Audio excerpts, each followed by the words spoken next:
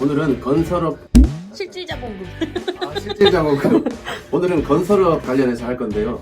2020년 9월에 건설산업기본법 시행령이 일부 개정이 됐어요.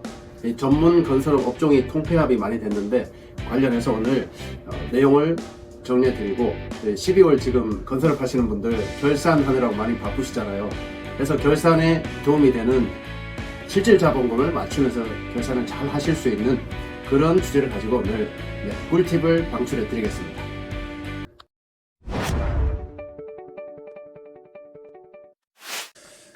안녕하세요. 234 세무TV 이승희 세무사입니다. 지금 12월인데 이 건설업 하시는 분들은 이 12월이 엄청 중요합니다. 건설업 실질 자본을 맞춰서 결산을 잘 하셔야 되기 때문에 오늘은 이렇게 2년 전에 개정된 건설산업기본법 시행령 내용을 가지고 얘기를 나눠보도록 하겠습니다. 내용은 크게 두 가지입니다. 이 전문 건설업 업종이 통폐합이 됐어요. 통폐합이 되면서 이 업종이 단일화되면서 의사분들 전문 분야 이렇게 지정해서 전문의 자격을 얻듯이 이 건설업 하시는 분들도 이 통폐합된 업종 내에서 전문 분야, 건설산업기본법에서는 주력 분야로 표현하고 있습니다. 이 주력 분야를 지정을 받도록 그렇게 법령이 개정되었습니다. 내용을 보시면은 이렇게 표로 정리가 되어 있는데요. 업종 통합의 내용은 이렇습니다. 토공사업, 포장공사업, 보링, 그라우팅 공사업은 집안 조성 포장공사업으로 바뀌었습니다.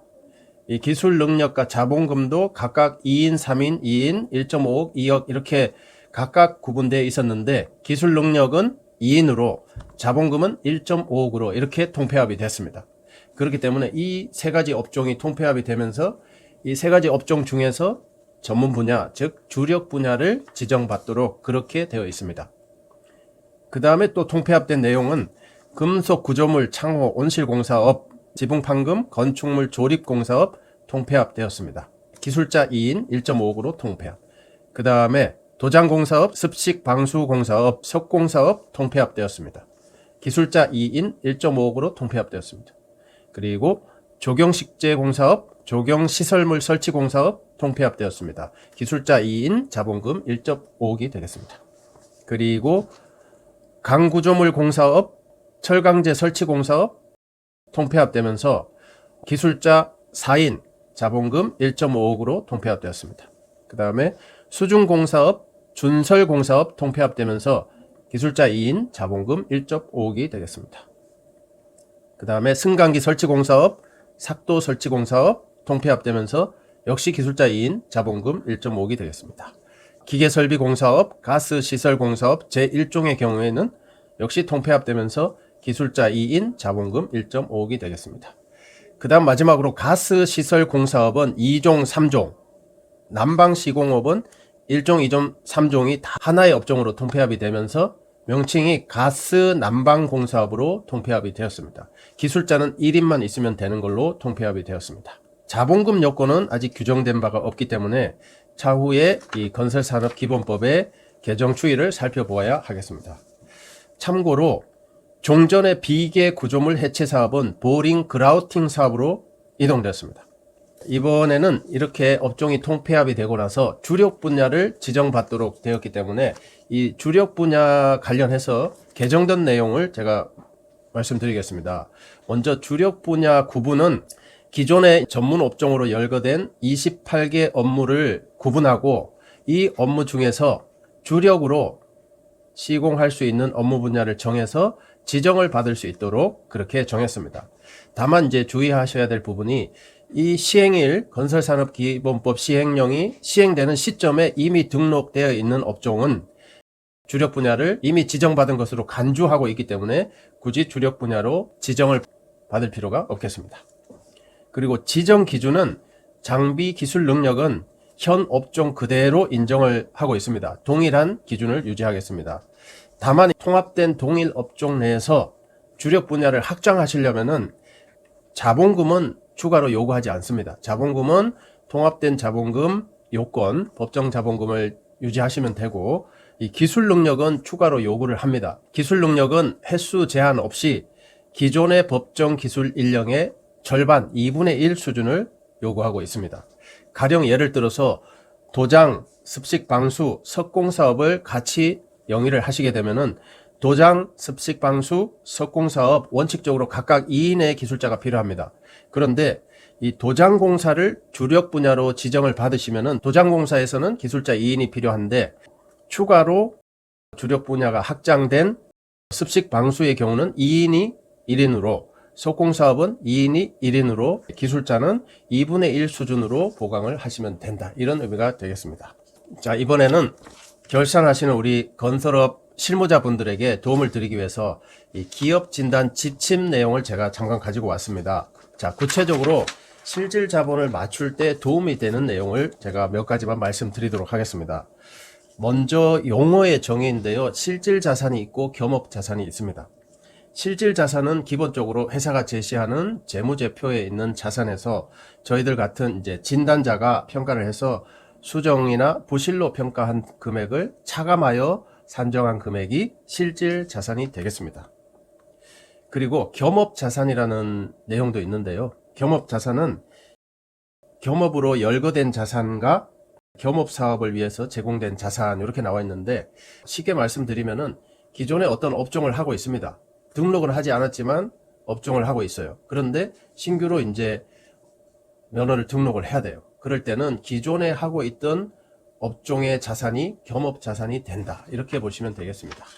왜냐하면은 등록하지 않은 상태에서 공사를 하고 있는데 면허를 내서 등록 업종을 영위하려고 하니까 이제 기존에 보유하고 있던 자산은 신규 면허와 관련돼서 겸업이다 이렇게 보고 있는 거죠. 그 다음에 이제 저희들이 진단을 하게 되면은 진단 기준일을 정하게 되어 있습니다. 진단 기준일은 신규 신청의 경우에는 등록 신청일이 속하는 달의 직전 달 말일이 되겠습니다. 가령 이달 12월 달에 진단 신청을 하게 되면은 직전 달 11월의 말일, 11월 30일이 진단 기준일이 되겠습니다. 다만 신설법인을 만들어서 진단을 신청하시게 되면은 그 해당 신설법인의 설립 등기일이 진단 기준일이 되겠습니다. 이번에는 구체적으로 실질 자산을 평가할 때 어떠한 서류가 필요하고 어떻게 확인하고 어떻게 평가를 하는지 얘기를 해보도록 하겠습니다. 먼저 실질 자산을 입증하는 서류는 기본 서류가 있고 추가 증빙 서류가 있고 보완 서류. 보완 서류는 진단자가 보완을 요청할 경우에 제시하면 되겠습니다. 기본 서류에는 계정 명세서, 계약서, 금융자료, 세금계산서, 계산서, 정규 영수증, 등기 등록 서류 등을 의미합니다. 그 다음에 실질 부채를 입증하는 서류는 계정 명세서 필요하고 신용정보 조회서 또는 금융기관별 금융거래 확인서, 공제조합 등 보증 가능 금액 확인서, 발급기관의 융자 확인서가 필요하겠습니다. 자, 이번에는 구체적으로 확인하고 평가하는 방법이 되겠습니다. 먼저 현금 같은 경우는 회사가 제시한 자본 총계의 1%를 초과하는 현금은 부실자산으로 처리하면 되겠습니다.